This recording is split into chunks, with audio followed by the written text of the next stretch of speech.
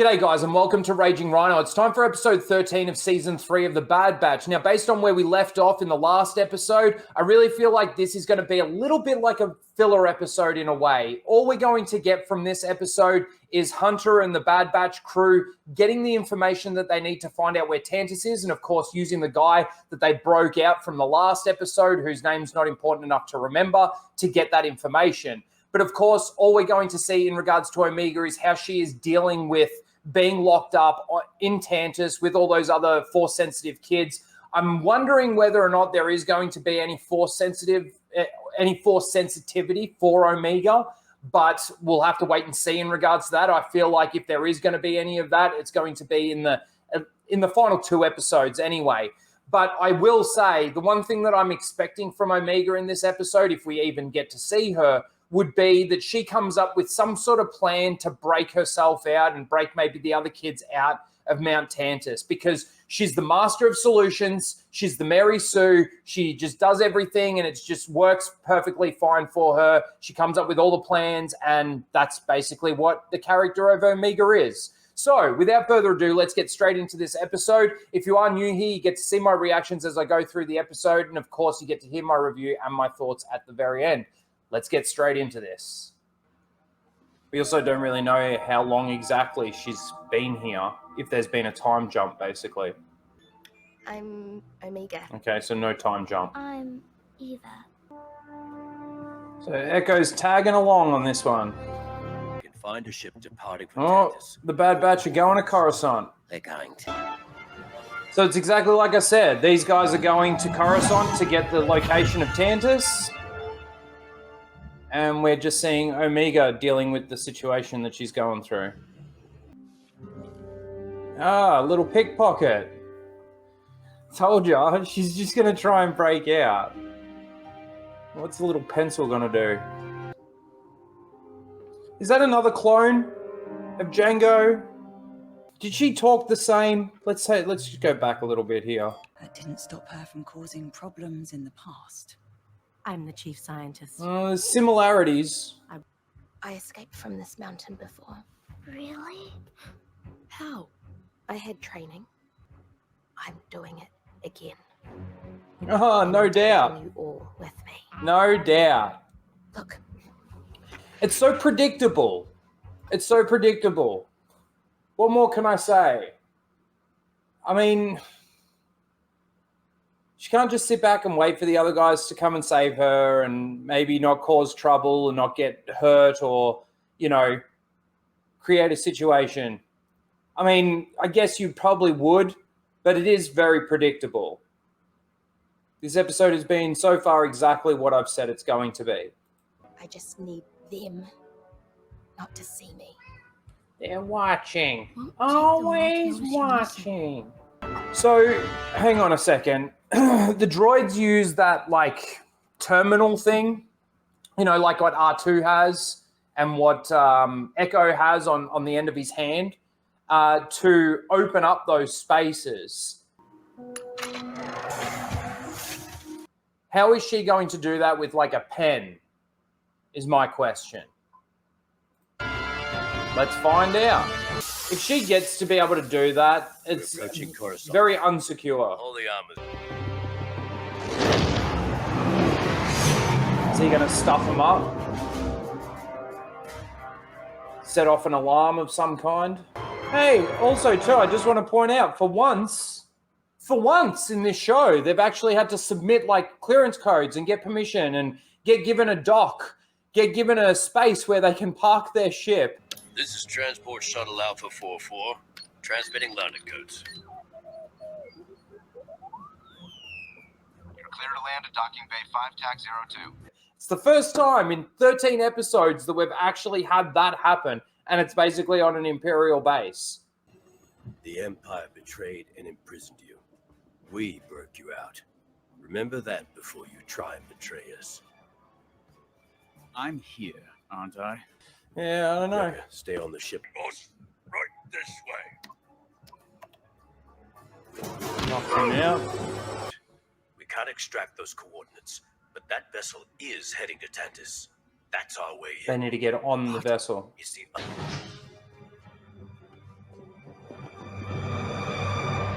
Why are they now sneaking? They were... See, to me, that's just a little bit of an inconsistency. It might be a nitpick, but they walked up to, like, this entire place. They walked through this entire base, just walking like normal soldiers, you know, walking past people and everything. And then when they get out of the room, not that any alarms have gone off or anything like that. Nobody at this point in time knows that they're there, but then they go and do this. Sorry. Well, let's sneak around now. Silly. Why? Oh, well, she's just going to try and pry it open with that. That's going to take forever. Oh, my God. What did you find? A way out. Our way out. Told ya. Predictable. Oh, there's his way in. See, this is another thing that I don't understand, is that Echo said that he's the only one that can get aboard this ship. Now, I thought that he was going to use his little arm thing to plug into the computer and, you know, basically manipulate his way into the ship or onto the ship and bypass the security. But he's sneaking up, and it looks like he's going to go in through the chute that takes the R2 droids up into the ship. Why couldn't they all do that? Why did they need to come up with a plan where Tech gets on the ship and then they're going to attach themselves to the hull of this science ship because it's headed towards Tantus? It's little things like that to me that just in a matter of like a couple of minutes of dialogue, setup, and everything that we've had, nothing really sort of adds up in the end. To me, that's just silly. And there'll be some reason why. I don't know what it is. I can't think of a reason why they would have to do that. But that's the way that they're doing it. Oh, there's his cover.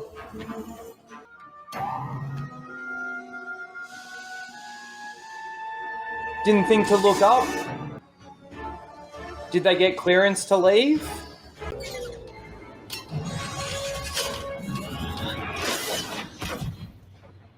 Jesus, that was close. Is that the end of the episode? I'm guessing it is. Yep. Okay, so basically there's not too much in this episode. It's exactly like I said at the beginning of this video. It's exactly what I thought it was going to be. The Bad Batch crew get the information that they need. They use the guy that they captured. It's so funny. They even mention his name in this episode and I still can't remember it. Anyway, they used his information to go to the space surrounding Coruscant to basically get out of there or get the location of it. They weren't able to get the location of it, but they were able to come across a science vessel that is headed straight for Tantus. How convenient, once again. Also, too, I did find it funny how they had to get clearance to land on this dock, but they didn't necessarily need to get clearance to leave without sensors going off and all of that. I mean, this is just storytelling of conveniences. It is just convenience after convenience after convenience. And then when it comes to Omega being in this place, she comes up with a plan to try and break them out. She's told these kids that she broke out of here once before and that she's going to do it again. And then the terminal that the droids use to transport the blood out of this place to another place, Omega just sort of hacks into that, breaks into that, gets rid of a couple of the panels, right? Makes a bit of a ruckus too.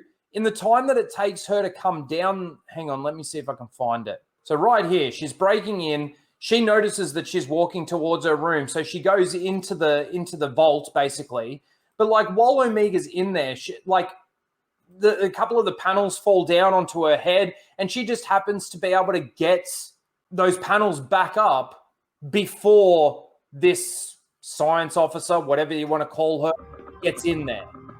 So right here, she's looking in there. Oh, a couple of the panels fall down, right? In that time, she's walking. She slides her data pad in, and it's like very quick. And obviously, Omega gets those panels back up because she walks in and inspects the area, and there's nothing wrong.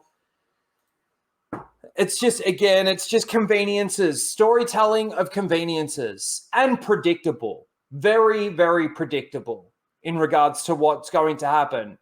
So that's really the episode at the end of the day. I mean, we're going into the final 2 episodes. We've got next episode 14 and episode 15 to come.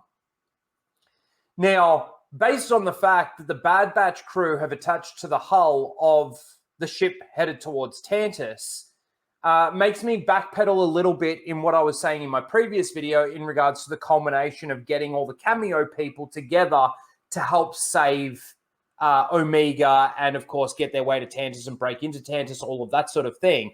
You know, I mentioned in my last video that I thought that they were really using that template of the storytelling that they do in The Mandalorian, where they give all the individual characters their cameo episodes, and then at the end, they all come together to fight the big bad at the final episode or whatever the case may be with that, or do the final mission.